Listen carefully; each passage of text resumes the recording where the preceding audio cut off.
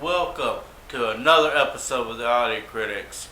Sorry it's been a while since I've been about a week since I uploaded a video. Work and I was sick and all that. I couldn't. I was just swamped and shit and all that. And honestly, I don't know if I would have made this video just yet, but something came up. So I want to talk about this first. I'm going to do things a little bit different. I have a really close friend of mine whose mom just passed away. I've known her for about a couple of years. And she's a little crazy, but deep down she's a good person, and I'm sorry for the loss of her mother, and I want everybody to, if they can, show their support to her and her family. Put some comments, either on the channel or on my Instagram, and I want to show her that all the support that we can give her for this tough moment that's going on through her life. So I'm going to do things a little bit different, and the song's kind of a little messed up, but it goes out to part of what she's feeling, because I know the feeling when I lost my grandma, which was kind of like my mom, and that feeling. So the song, first of all, I want to say sorry, this isn't for a better movie. Before I get into this, we'll be reviewing Underwater with Kristen Stewart. But I'm going to, like I said, I'm going to do things a little bit different. I'm going to start with the song to start this out with, and then just go for the review after that. The song's called "Gone Too Soon" by Simple Plan. Hey there now, where'd you go?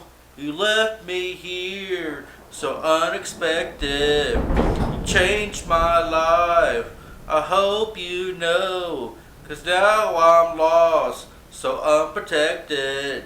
In the blink of an eye, I never got to say goodbye. Like a shooting star, flying across the room, so fast, so far. You're gone too soon. You're part of me, and I'll never be the same here without you. You're gone too soon. And I've talked to her mom on multiple occasions, and I liked her mom. That's why I'm dedicating this video to Kaleigh and her family. I hope the best in this time. You know, Kaleigh, you should know that if you ever need somebody to talk to, you can reach out. But yeah, send positive vibes in the comments, please. But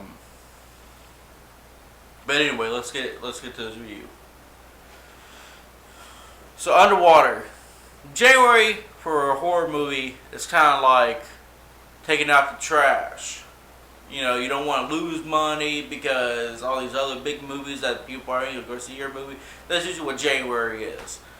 But let me tell you, this movie, I was pleasantly surprised. Like, I thought it was going to be you know, at best. But honestly, I actually enjoyed this movie. The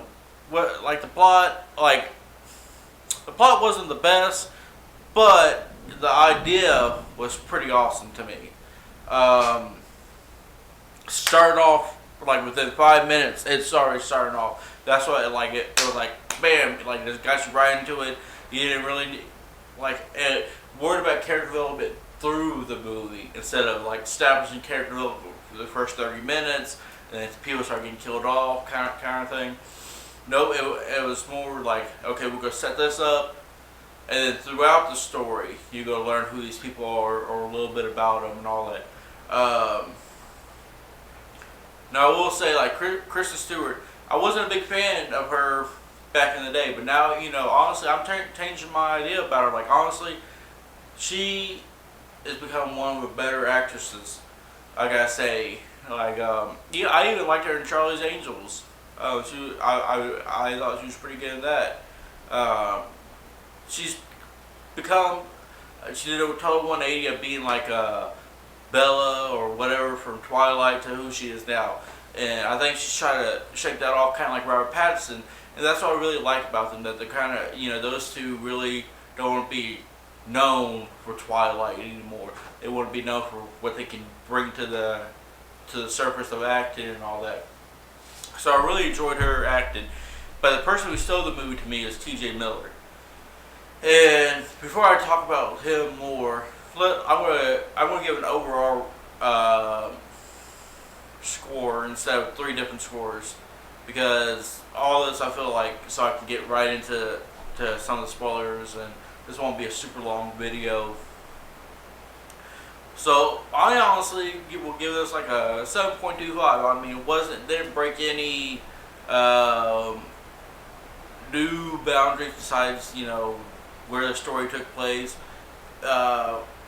Obviously, you got your alien movies, not just including the alien movies where the tension is, and they did a good job with the tension. And that's why I feel like okay, I can see myself watching this movie again in the future. I might not buy it for $14.99, but I might think about it $6.99 or something. Half the price almost. Let me tell you, Kristen Stewart's becoming also one of the people that I find very highly attractive. Just like her whole attitude and all that, to me, it's just like, damn, you don't care? That's hot. I don't know, something about, like, she can do her own thing and not worry about what other people think. And I find that like a good trait. You don't always have to be up somebody's ass kind of thing. That's how I feel like she is that person. Like, she can go and do what she wants to do. But T.J. Miller, so some of the things like you're like, you hear that outside, and like he started shaking stuff. He goes, "I'm just fucking with you." But seriously, there's something outside. Like T.J. Miller kind of stole it, and to me, he had the best death, even though you really didn't see it. But this, like, he got ripped out of his suit and all that. That was fucking crazy. But once he died, I really was like, man, I wish he was in there a little bit longer. Because honestly, after that, it kind of got a little stale a little bit in between this part. Like, it didn't have that little, like, nobody was being funny anymore. Not saying you gotta be funny, but it's good to have like a little, like a little humor, try to bring the tension up, so like it makes you feel like you're comfortable. Then all of a sudden you hit somebody with some tension and all that, and it's more impactful that way, I feel, at least in my eyes. But the person that I was like, what the fuck, was when the captain got it. I felt like, this is probably the part where he needed to go. But I felt like how he went was he took out 1. I felt like he should have been the person who took out like 20 or something, because the way he went should have really set that up. But let me tell you, that ending, we get I was like, is this going to be the next creature for Godzilla? Because, the thing was pretty cool looking. I will get that. And it turns out like these small things, and they're not small by any means necessary, but they're part of this bigger creature that I was like, oh shit, like the creature looked good. CGI, but it looked good. And I don't know what the budget was, but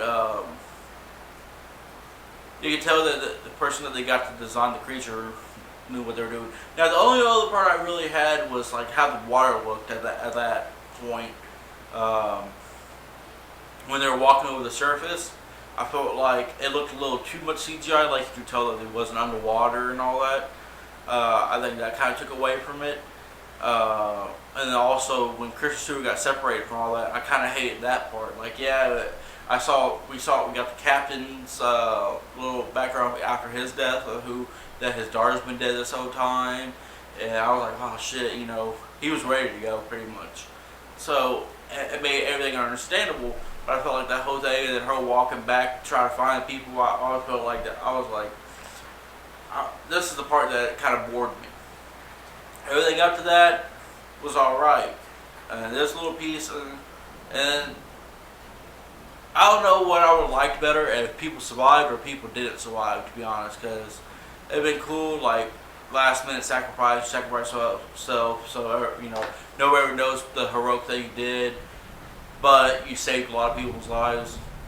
I don't know, or have it where the people survived, or the two people survived, and they tell their story, but nobody believes them. So it's like there's no point of having them live because it's pointless, and especially when they said they're going to drill again anyway. So it kind of took away one person's death and the two people surviving. I feel like, if nobody survived and then they're like, oh, well, it's just about function and blah, blah, blah, then it would have made sense for them to go and drill more. Like, I understand company, they're going to drill, they want their money and whatnot. But it just took away from me from those scenes. But still, 7.25 to me wasn't bad. The creature CGI when they were closer together could have been better. But besides that, I really don't have too many complaints, because I wasn't expecting like an Oscar-worthy dialogue, script or anything like that. But I felt like I got what I went there with no expectations, and I felt, well, not really no expectations, but I went into expectations thinking like, okay, this is probably going to suck, and it did. It was better than I thought. I was kind of entertained. Well, not kind of. I was entertained. It was just like a creature feature pretty much. But atmosphere was a big part of it, and I like that. They